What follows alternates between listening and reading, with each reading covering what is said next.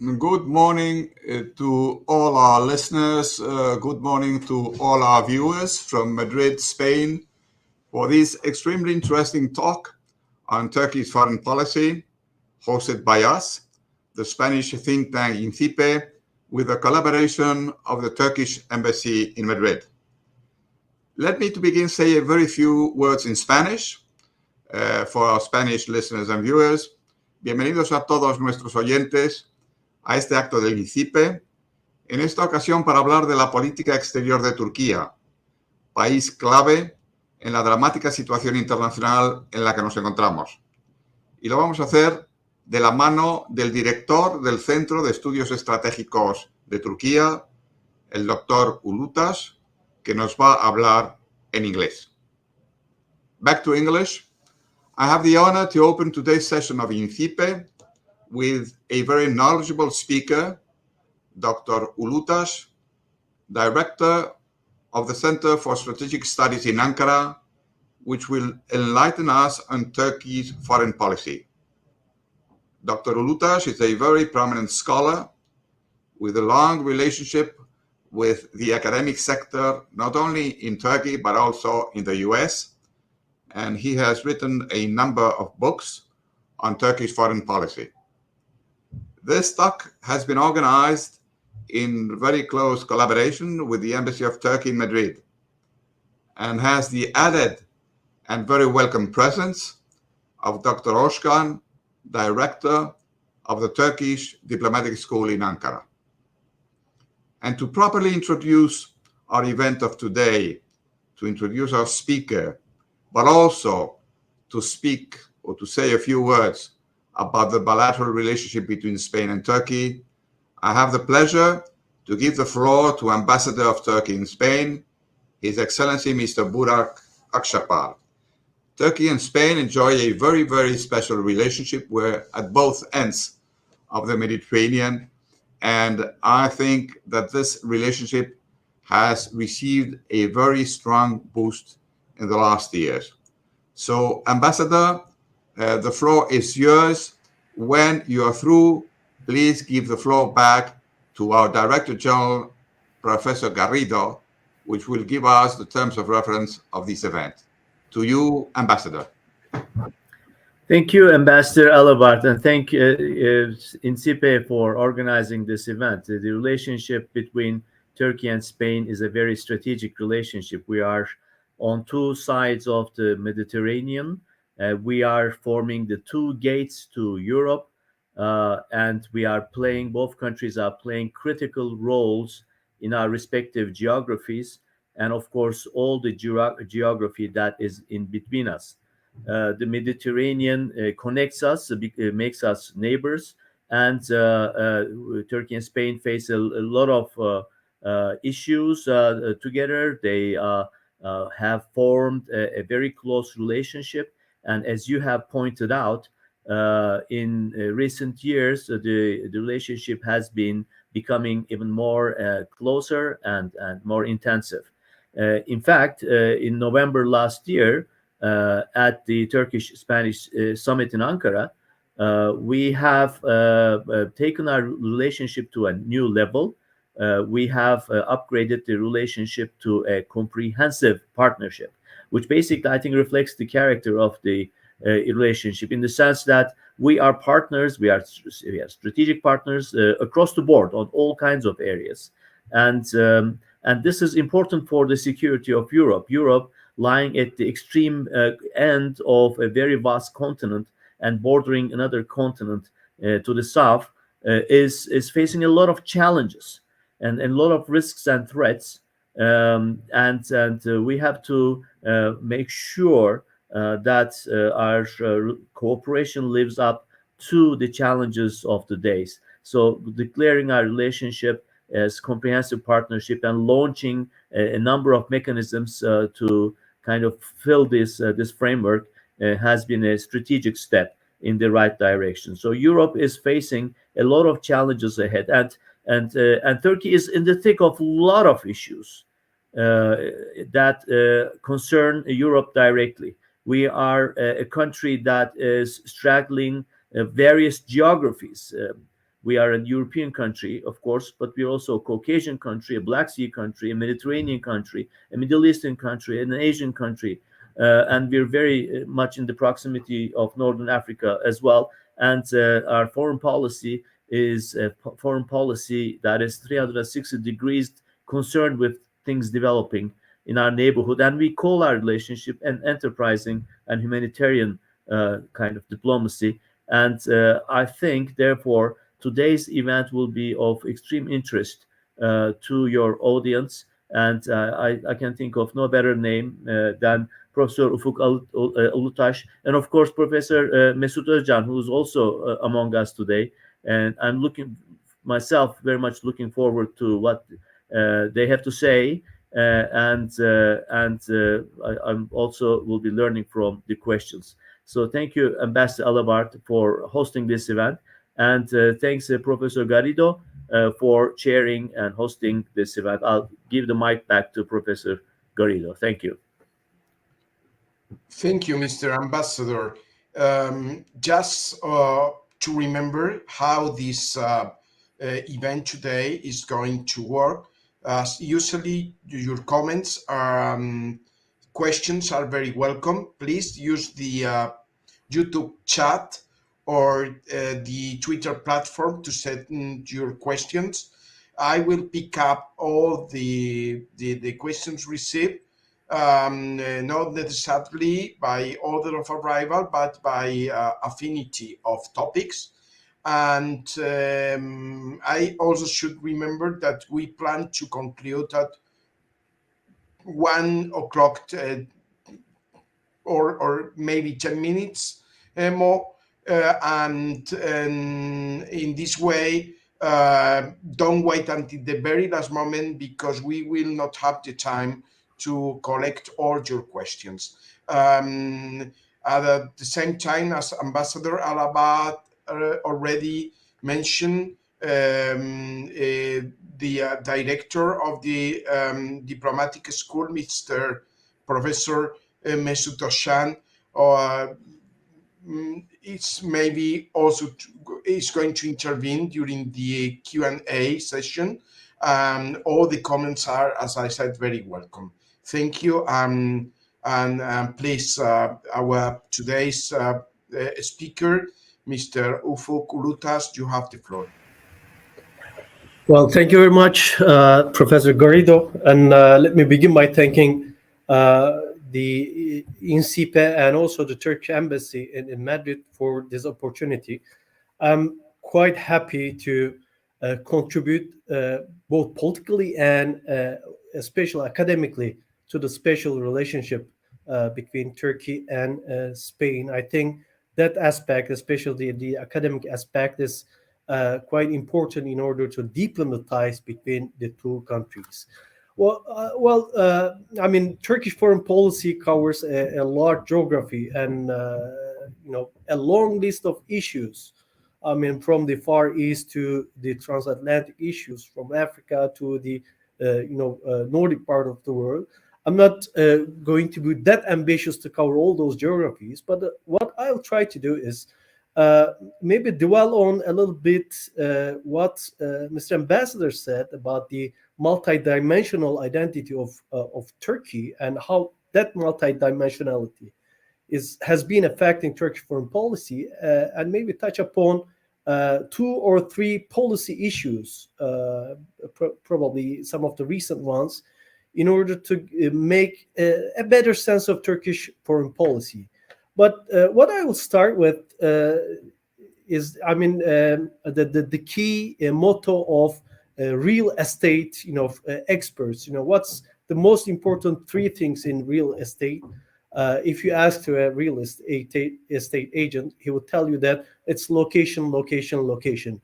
I think we have to underline the centrality of geography or geopolitics to make better sense of any country's foreign policy, and in our case, the Turkish foreign policy. There is a famous saying which is usually attributed to Ibn Khaldun, who has connections to this part of the world.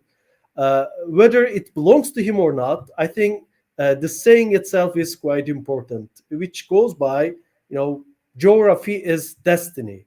There are lots of proverbs, both in Turkish and in English and in many different languages, that underlines the importance of geography in explaining domestic and foreign policies or any other issue that relates to the human. And I believe, I'm an ardent believer in geopolitics, and I believe that geography deeply has a deep impact on countries, both domestic and international affairs.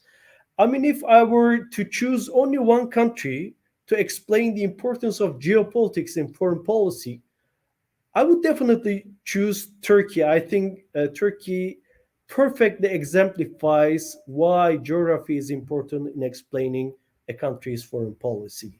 I mean, let's talk a little bit about the immediate neighbors or our neighborhood. There's a saying in English, don't buy the house, buy the neighborhood. In our case, or in the case of the States, we don't have that luxury to choose our neighborhoods. But I would have to tell you that we are not living in a very easy neighborhood. Let's look at the immediate neighbors. I mean, in the south, we have Syria, a country with a long-lasting civil war, a failed state. More than half of its citizens have been living abroad as refugees in different parts of the world. We have Iraq as a neighbor, another war-torn country.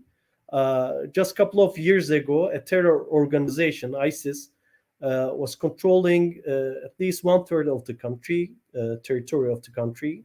We have Iran as a neighbor with nuclear ambitions, which has been under international sanctions for years, for decades actually. We have Armenia, a very small Russian satellite state, which was occupying Nagorno-Karabakh and Azerbaijan land until recently. If we look at the Black Sea region, we have Ukraine, which I will be speaking about in a short while, which is undergoing a Russian aggression and occupation. Russia, we are neighbors with Russia. Again, another not very easy neighbor, I would say. By the way, we're not only neighbors with Russia on the north, we are also neighbors with the Russians in the south also, as the Russian troops are active and present in Syria. So we're also neighbors with the Russians in our border with Syria.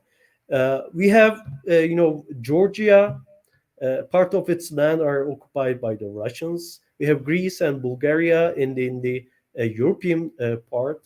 And I mean, if you look at the Eastern Mediterranean, we have Cyprus and a country or two countries living side by side, a source of a frozen conflict, huge hydrocarbon resources, but it's an area of tension. I guess that geography is quite, made quite clear that, doing business in that part of the world is not always very easy.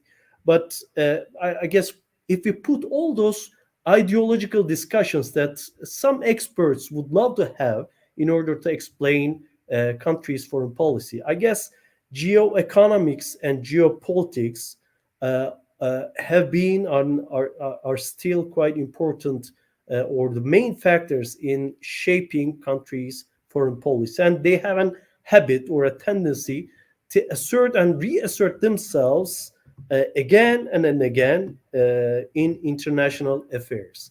Let me underline or highlight a couple of very hard facts about Turkey to use as a backdrop in explaining some of the policy issues that I will have in a second about Turkey, actually. As you all know, Turkey is a European and an Asian country with different, identities. It's a Black Sea country. It's a, African country to a certain extent. It's a Middle Eastern country. So we have different connections with different parts of the world. We are heirs to a multi-religious cultural empire a gigantic empire, the Ottoman Empire.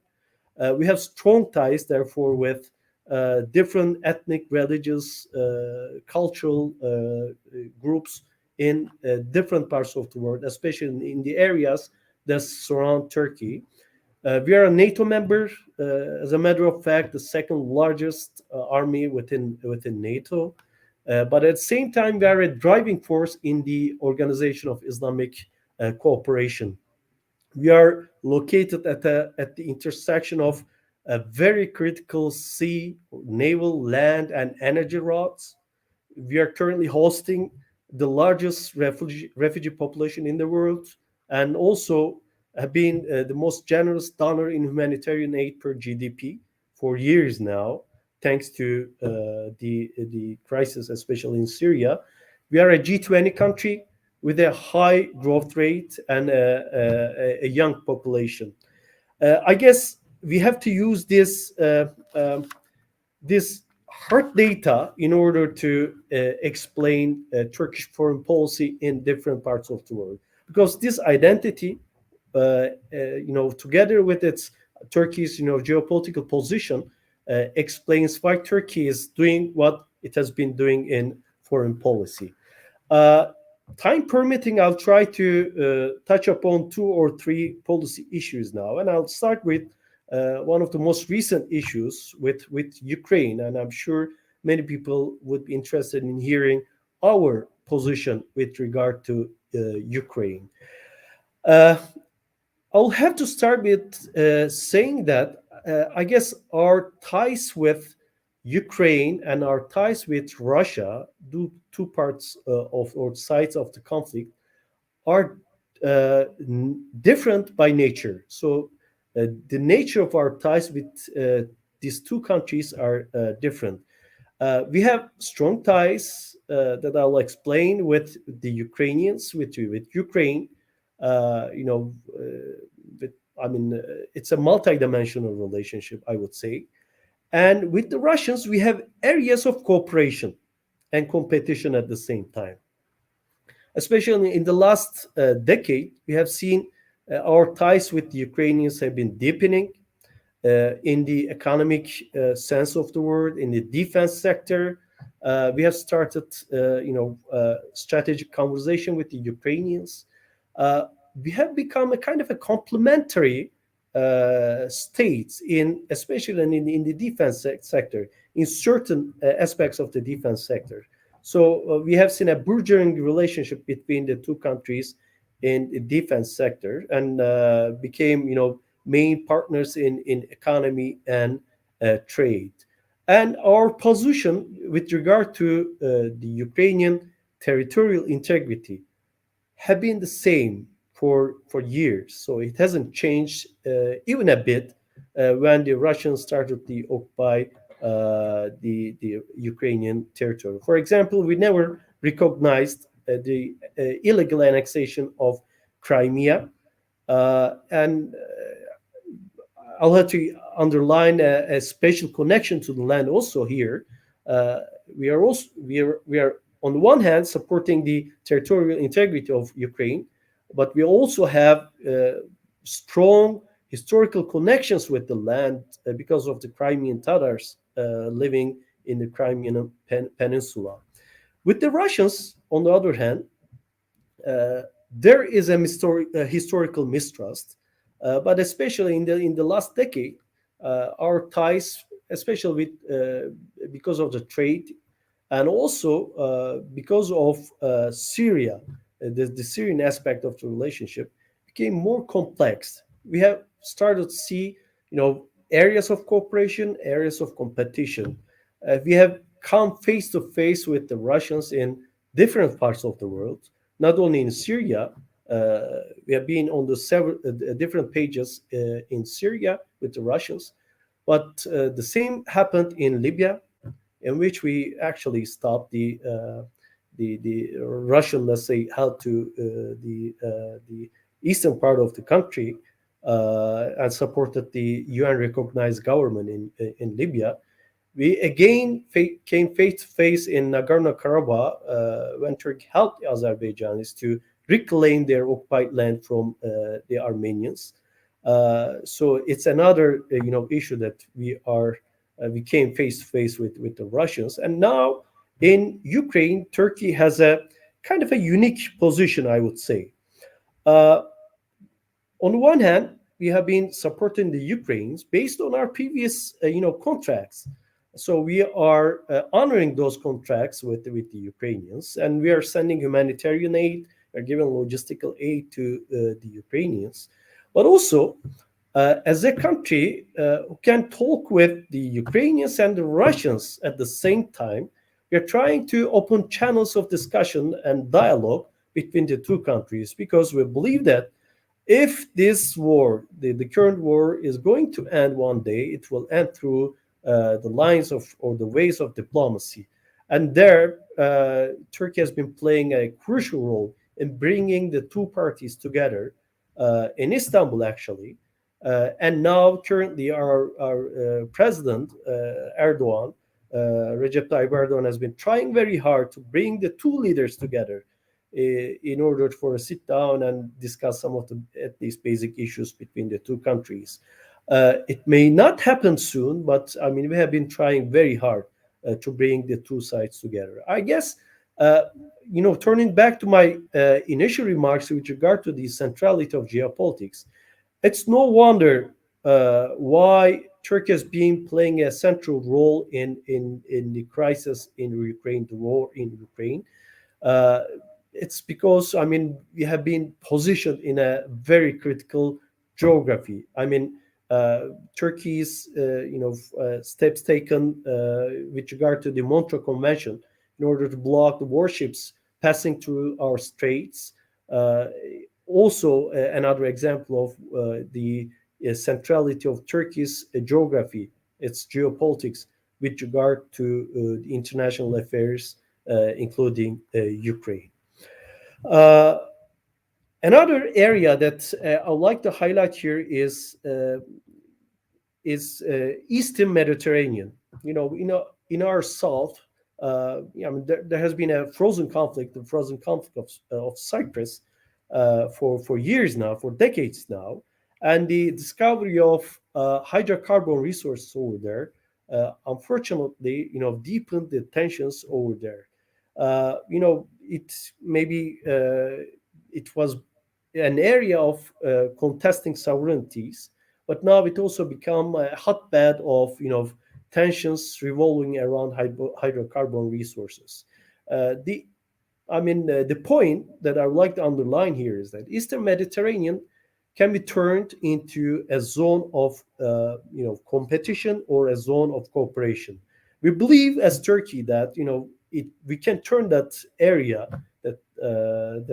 into a piece of cooperation if we can come to a mutual understanding among the countries in the Eastern Mediterranean to create win-win situations out of both the sovereignty issues and at the same time the hydrocarbon issues. That's why we have been supporting a fair and a just resolution to the Cyprus problem through UN, actually.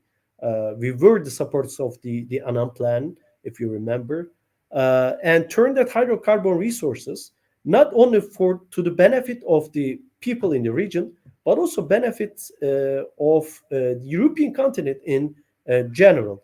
What we have seen in the last several years is there were certain attempts to bypass Turkey, and consortium of several countries trying to channel the gas and hydrocarbon resources from Eastern Mediterranean to Europe in order to maybe decrease the dependency of the European markets to the Russian gas.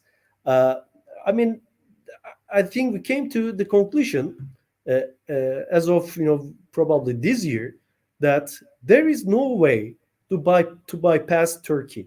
So there are no other alternatives than working together with Turkey, find feasible, rentable, and doable projects in order to create win-win situations for the regional people and the European continent in general. I mean, the Eastern Mediterranean gas pipeline project, for example, which was recently discarded by the United States, saying that it's not a feasible project. Also, probably affirms what I have been trying to say in terms of centrality of Turkey with regard to anything about the Eastern Mediterranean. I think Turkey is the only route to pump the energy sources from the Eastern Mediterranean to EU. We already have existing infrastructure and competency, and at the same time capacity to do this.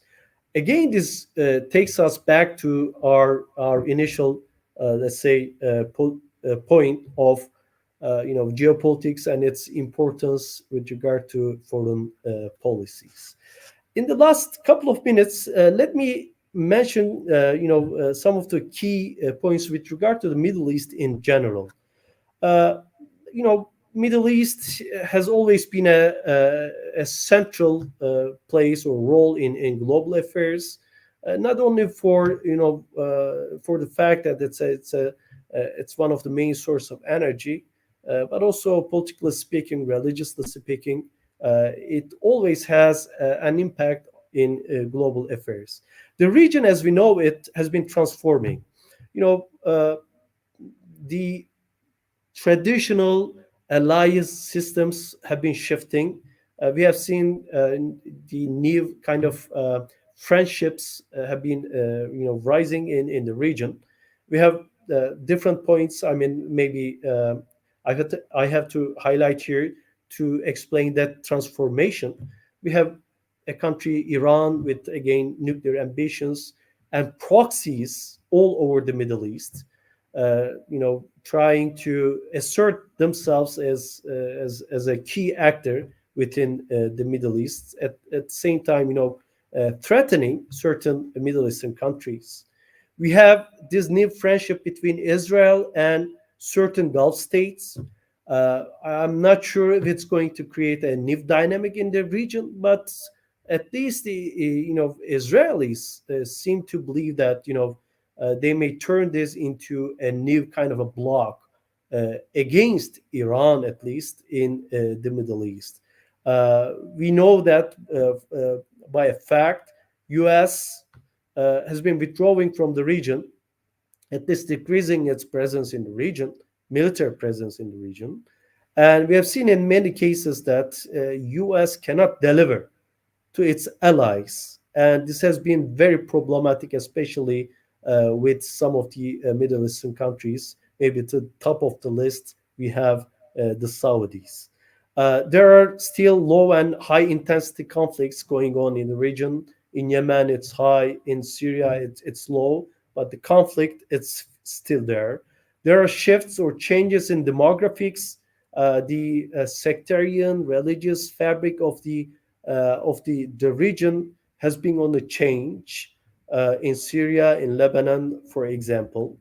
What we have been trying to do, as Turkey, we have been strengthening our ties with certain countries. We have been mending our ties with other countries. We have been strategizing our ties with other countries, and we have been managing our ties with some other countries. So we don't see the region, the Middle East, as one monolithic body.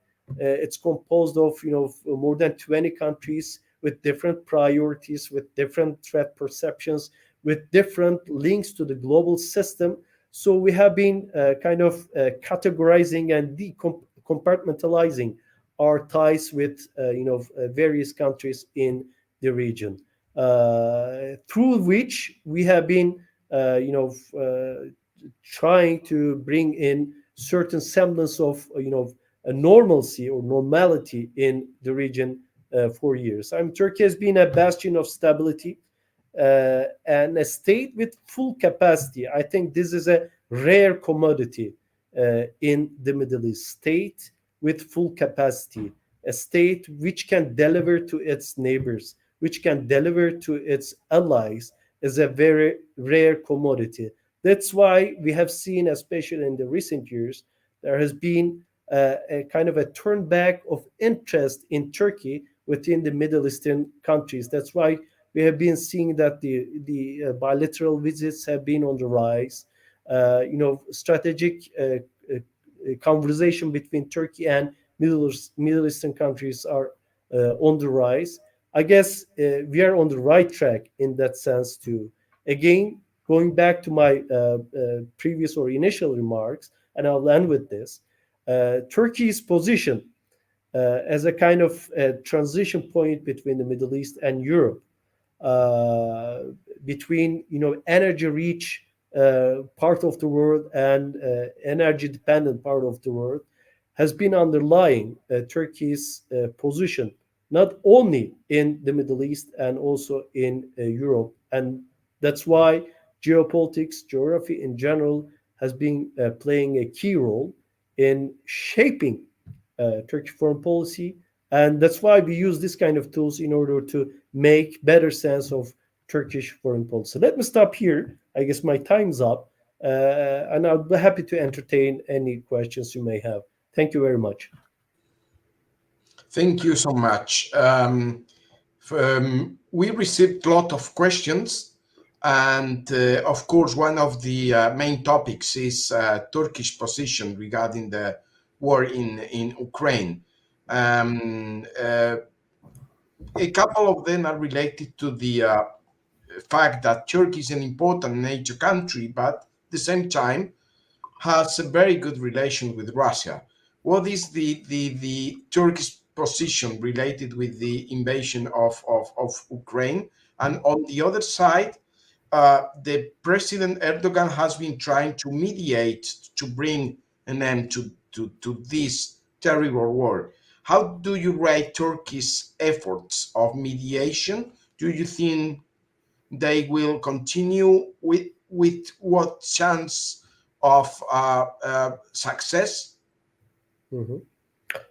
Well, I'll have to start by saying that mediating in the Ukrainian crisis is not a very easy job, but I believe Turkey has been doing its best to do that, to accomplish that. Our accomplish so far is to bring the two sides together in a meeting in Ukraine, and according to the both sides, actually, by the Ukrainians and Russians at the same time, it has been the most concrete conversation between the two sides so far. The problem is, I think, especially the Russian side still believes that they can win this war. That's why they have not been very open to a conversation with the Ukrainians before the Ukrainians accept the basic demands of the Russians, which they will end up with losing a good portion of their territory to Russia, and Ukrainians are not ready or willing to do that. So it's a very difficult job, but yet both the presidency and Turkish foreign policy, Turkish Ministry of Foreign Affairs have been very active in creating the middle ground between the two countries to create a fertile ground for discussion. But I think we need some more times for the parties to come to that conversation table.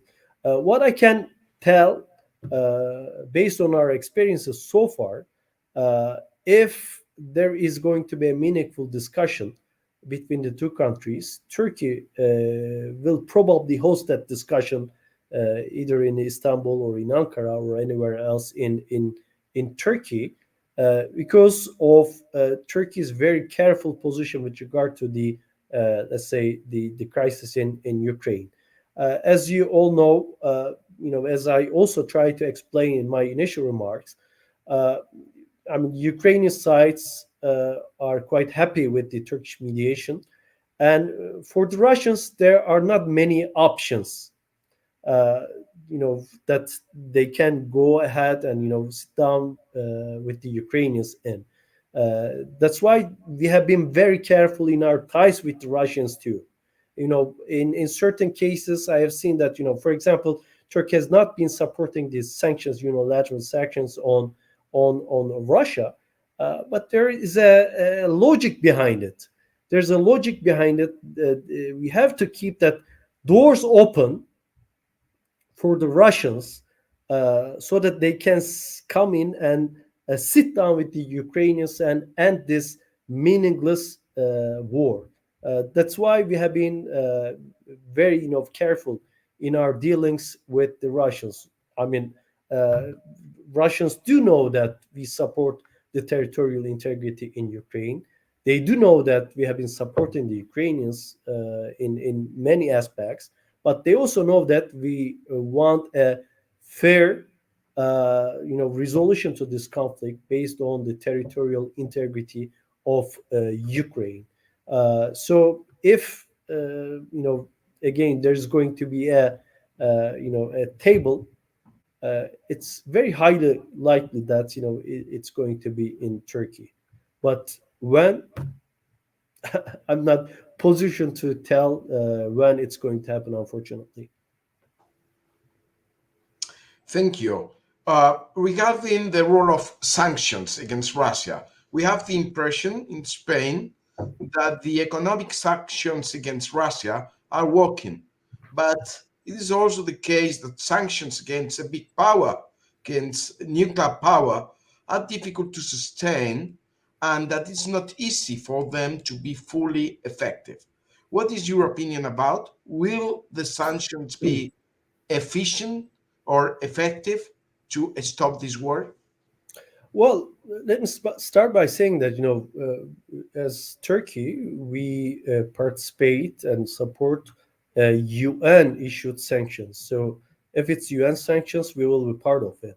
But I mean, based on our experience with the unilateral sanctions, the sanctions that were not thought out, very well before issuing it, its side effects may create problems for not only for the country that is being subjected to the sanctions, but also some other countries that are using, or that are using the sanctions to that country.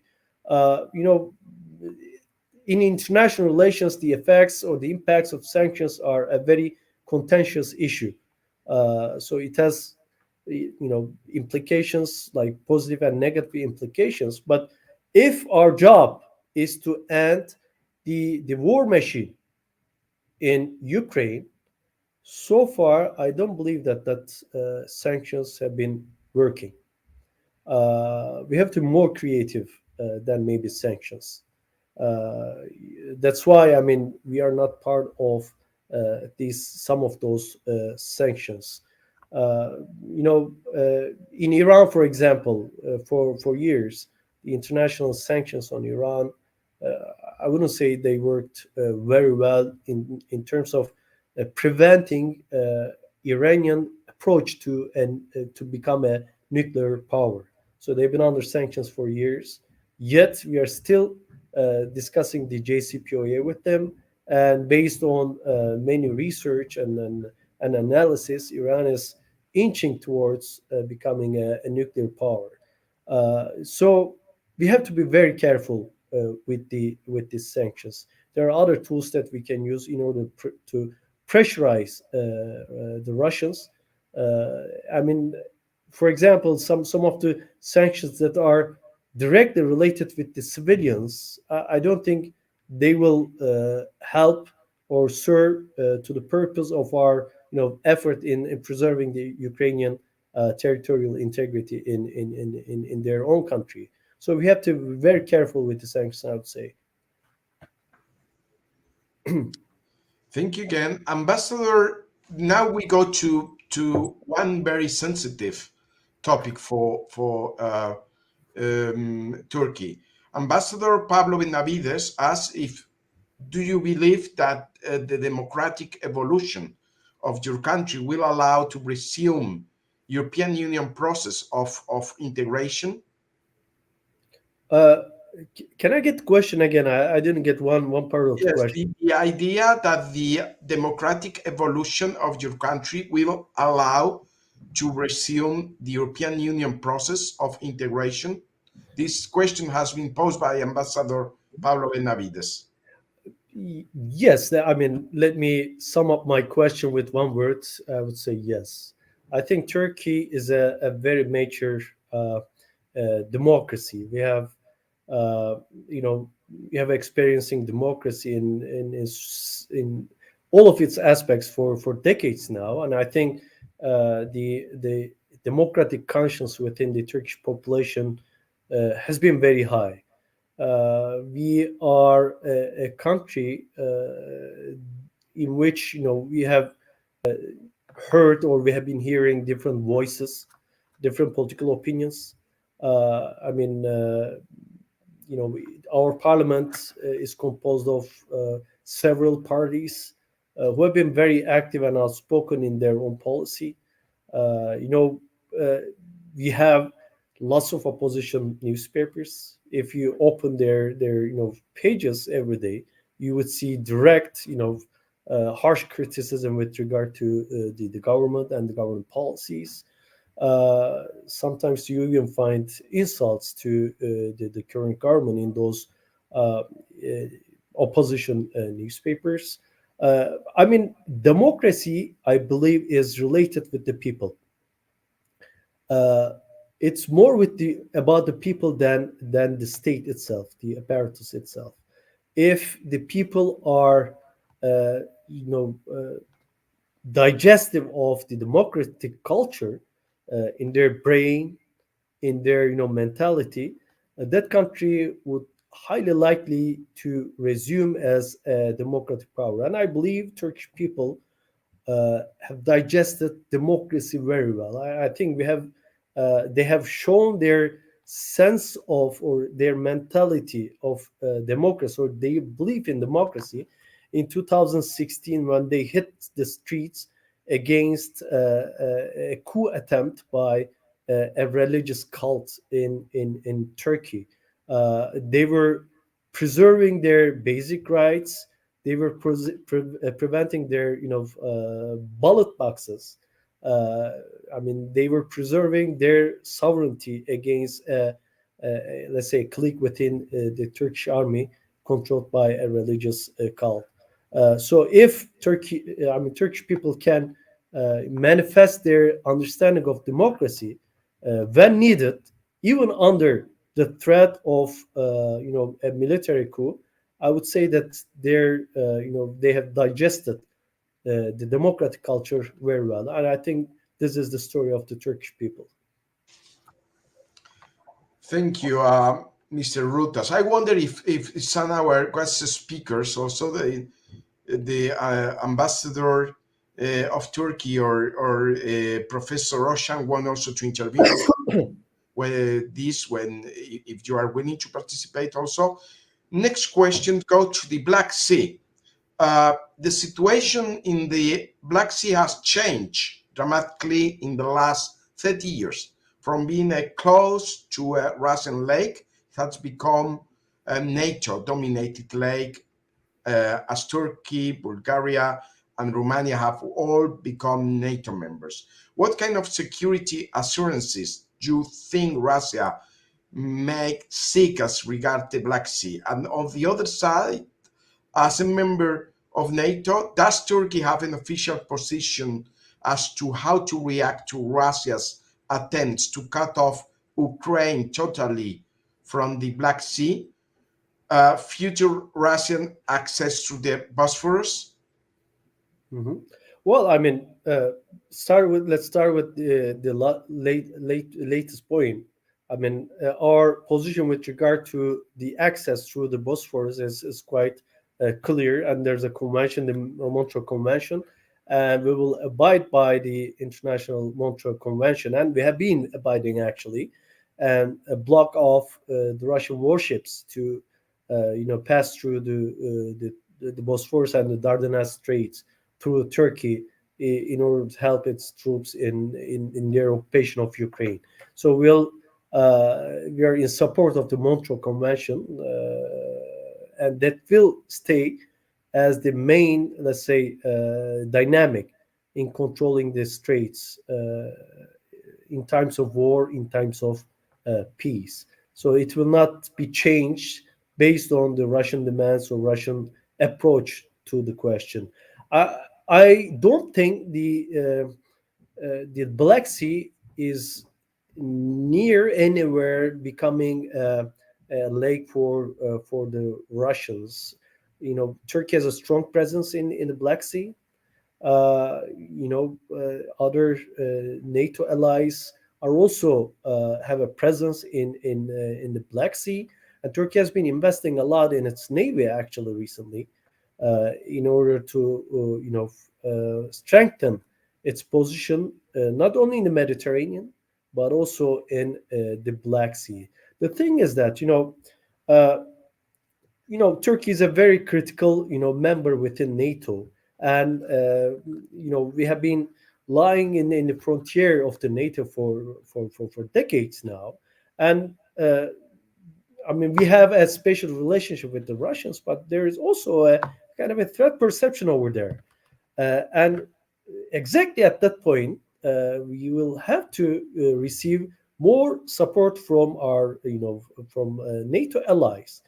Because that's, the protection of the Black Sea is our national duty. I would accept that. It's also a NATO border, and NATO presence over there will be boosted if we receive more and more support coming from NATO allies over there.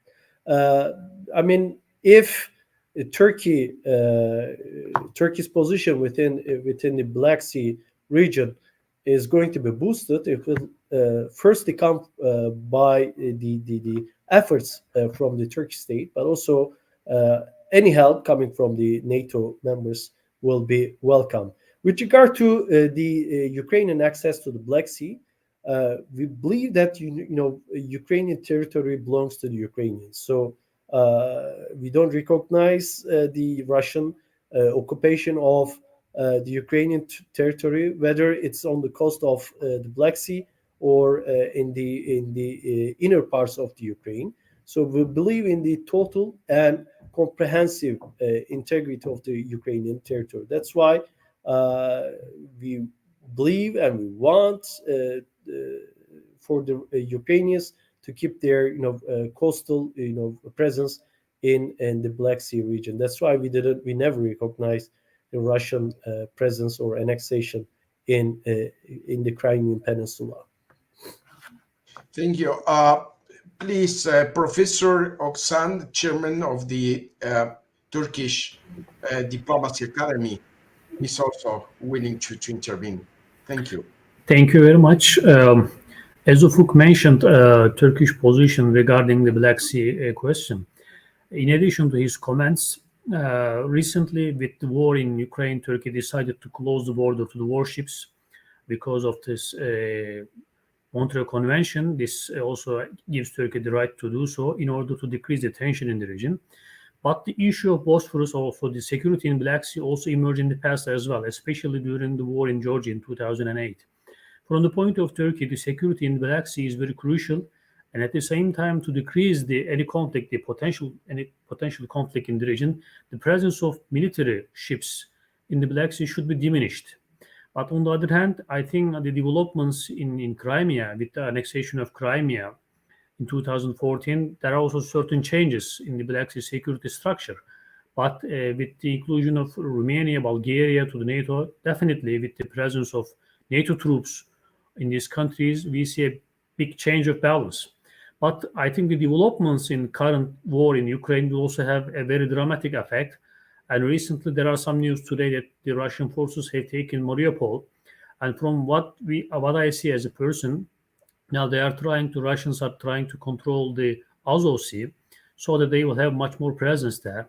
But definitely, there will be some developments regarding the Odessa region as well.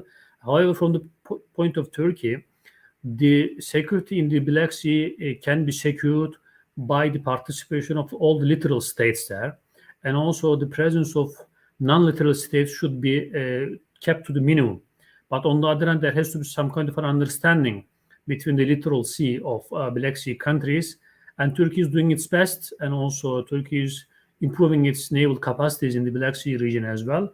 But on the other hand, with the recent war, with the recent developments, definitely there will be some changes in the Black Sea security, especially with the increasing Russian presence there. So we will have to make much more calculations when the war came to an end. But here, Turkey, as a member of NATO in the past, did several joint activities with other NATO members, but all the time Turkey is also abiding with the Montreux Convention to have the security in the Black Sea. And I think in the future this will guide Turkish foreign policy in the Black Sea security as well. The Montreux Convention will be very crucial for Turkey, along with Turkey's membership to NATO. Thank you. Regarding the refugees issue, we have also a couple of questions. I will put together the two questions that arrived. How would you describe the Turkey's position with the situation of the crisis of the refugees in East Europe that has been going since 2015? Has this situation changed the diplomatic relations with the European Union? Mhm. Well, I mean, refugee question has been a very contentious issue in different parts of the world, not only in Europe, but in Turkey and elsewhere, actually. As a country which has been hosting the biggest number of refugees in the world, we have, I mean, quite a good and bad experiences with the refugee flow coming from not only from Syria but also from other parts of the world, including Afghanistan.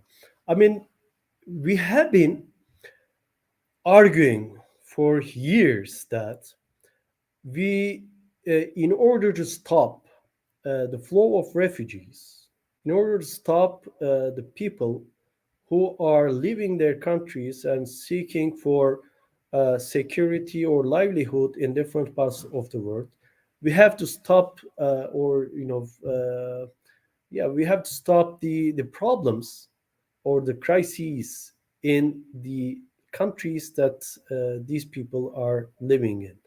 That's why we have been very active in Syria. I mean, one of our main goals in our efforts in Syria is to create a secure ground for the Syrians to stay inside Syria and not to decide to leave the country based on security, considerations.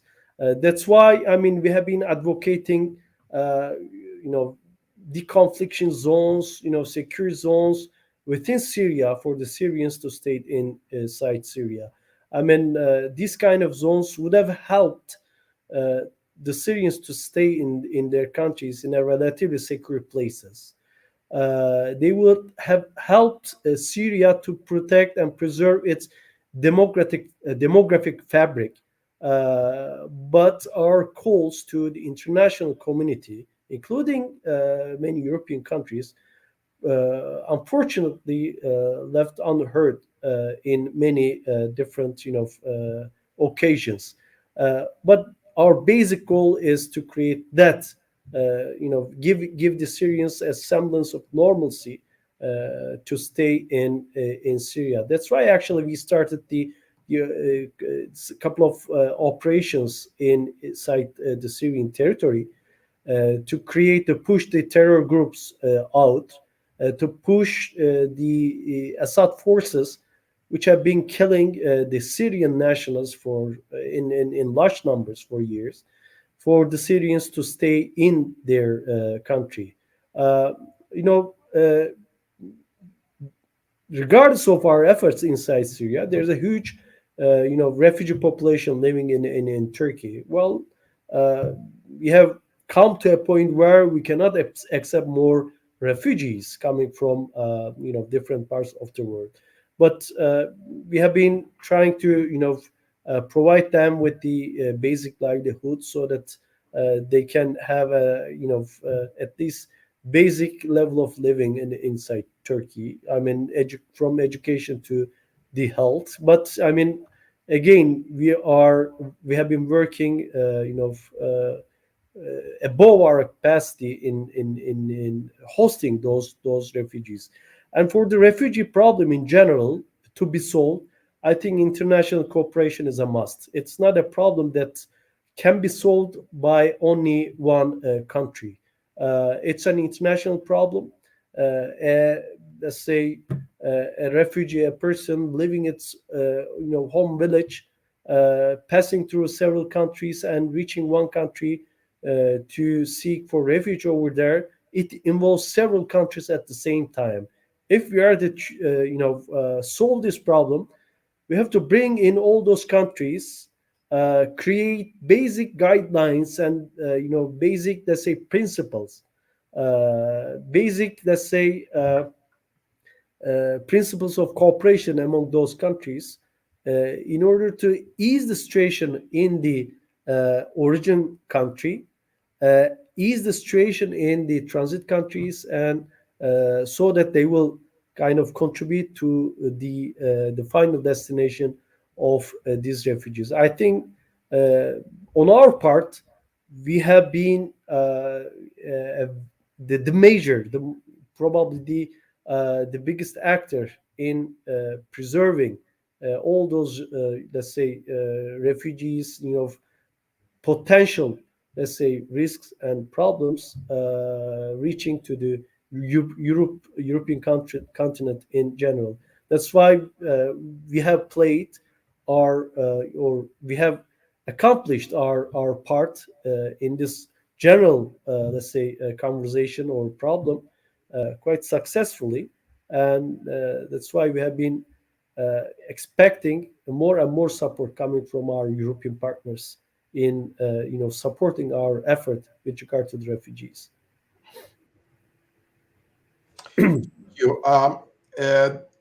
The ambassador of Turkey to Spain has sent a brief remark on the question about relations between the European Union and Turkey, and although he didn't ask to go on camera, he wanted to transmit this note. Accession talks with the European Union came to a halt first and foremost because of the position of the part of some countries to the very idea of Turkish membership on cultural grounds, not due to the lack of compliance with democratic norms. There is the need Spain to step up and explain why Europe is not whole without Turkey. And having said that, we go to the last three questions. One is related to the Turkish position in the on the disputes between Morocco and Algeria, which is a very sensitive topic also for Spain. Mm-hmm. Well, I'm not very well versed on the conflict between the two countries. Maybe my Turkish colleagues would like to step in with regard to that problem. I wonder if someone wants to answer to this question, or we go to the next one. Okay, well, then we will go to the next one related with the with Finland and Sweden that are considering now asking to be full members of NATO. They could formally apply on the occasion of NATO's next summit in Madrid at the end of June. Do you think this would be a wise move? Would it increase the security of these countries, or to the contrary, increase the Russian menace on their borders? Mm-hmm. Well, it's at the end of the day, it's their national choices. If their people want to be a part of NATO, I mean, they they're welcome to let's say nominate themselves as a candidate to NATO. And we have been in support of the NATO's expansion in critical geographies. So cooperation between NATO and non-NATO countries in different geographies. I mean, if it's going to support their security, definitely. I mean, NATO is a successful, quite successful, security umbrella for its member states. It's a deterrent force. It's a deterrent force. I guess I will have to underline it here, and it will definitely, provide these countries with certain security guarantees. Countries who are going to involve into the securities of these countries will have to think twice before acting towards it. But I mean, this kind of international, multinational umbrellas are only one part of the question. I mean, if the security of the countries are only, let's say, accomplished or secured by this kind of multinational organizations, I mean, we wouldn't have any conflict in the world. So every single, groupings form an international security organization, so they are safe. The conflicts will be there.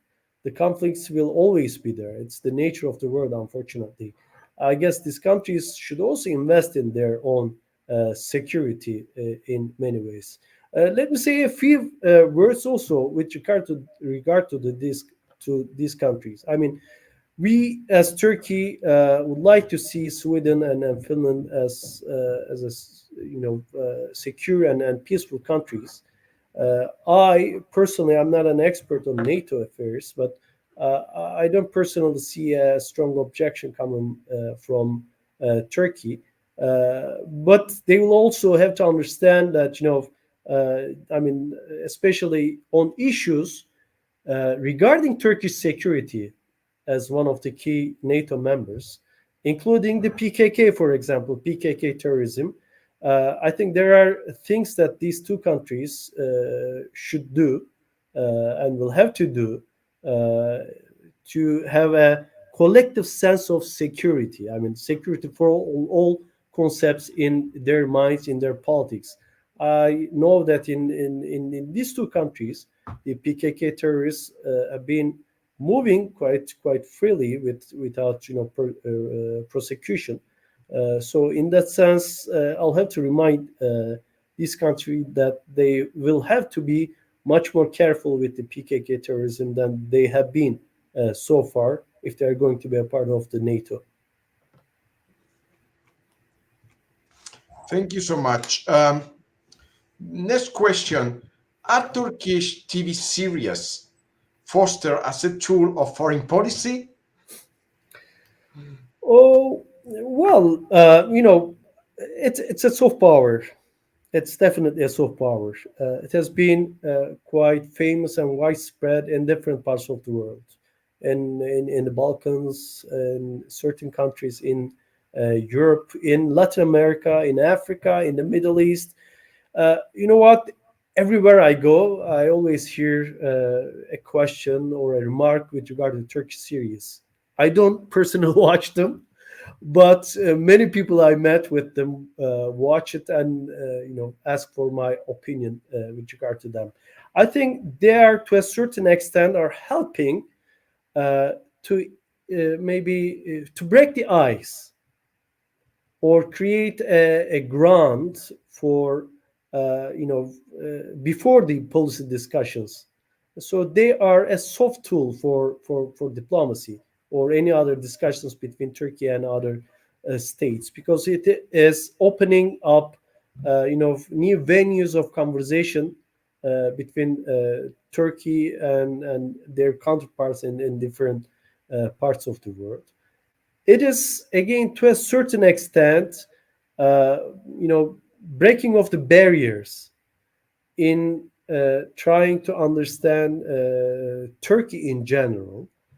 So it helps with the prejudices, I guess, about the Turkish culture, etc. Because, as you know, as Mr. Ambassador underlined here, many of the problems that we might have with not only with Europe but with some other parts of the world may not have to do with the politics and other issues. It has a lot to do with the culture or the perception of culture. I guess this kind of soft power, tools have been efficient ways to, let's say, that break that ice, help with that prejudices, and start a ground for at least a frank and candid conversation between Turkey and the other states. They are definitely a soft power tool. And finally, Mr. Ulutaş, one question which is very difficult to answer because we don't know what is going to happen in the future. Taking in consideration the next Turkish general election to be held in Turkey in June next year, and I am right, do you foresee some changes or continuity in the Turkish foreign policy? Well, I'm not the domestic politics expert, but I don't see any major change is coming with regard to the domestic politics, and I can say the same thing for the foreign policy also. I mean, people have to understand that Turkish foreign policy. There are certain issues in which there's a large consensus across party lines. So regardless of, let's say, domestic political change in Turkey, those foreign policy issues will remain the same. And I see, looking at the public opinion polls done in Turkey, there is a big support to the foreign policy steps taken by Turkey on many fronts. So again, the people are supporting the foreign policy steps, and that's probably a guarantee that at least a good number of foreign policy issues will not change, regardless of any domestic political change in Turkey. And personally, I'm not seeing that change coming either. Thank you so much for your clarification. Unfortunately, we are not fortune tellers, so it's very difficult to foresee what is going to happen in the next future. And not only thank you to you for your very comprehensive and very clever intervention, as well as to Professor Oksana, of course, to the Ambassador Akçapar. Thank you, all you three. And if I don't know if you want to add something before I give the floor to Ambassador Alabart. No? Okay, then please, Ambassador Alabart, you have the floor. Thank you. Thank you, Vicente. I will say my closing remarks in English, but first of all, allow me just a few words in Spanish. Solo unas breves palabras para despedir este acto en el que hemos tenido la suerte, la fortuna de contar con el profesor Ulutaş, director del Centro de Asuntos Estratégicos de Ankara, para este recorrido apasionante realmente sobre la política exterior turca de un país tan crítico en la situación actual, en unos momentos tan dramáticos para Europa Oriental, para el Mediterráneo Oriental, en suma, en realidad para toda Europa y para todo Occidente, ¿no? Y anunciarles que el siguiente acto del INCIPE será la próxima semana, el día 26, en el que nos va a hablar doña Alicia Rico, directora general de Política Exterior para África en nuestro Ministerio de Asuntos Exteriores, para hablar de donde estamos hoy, la Unión Europea y España, en nuestras relaciones con el continente negro, en realidad con África, no solo con el África subsahariana, sino también con el norte de África.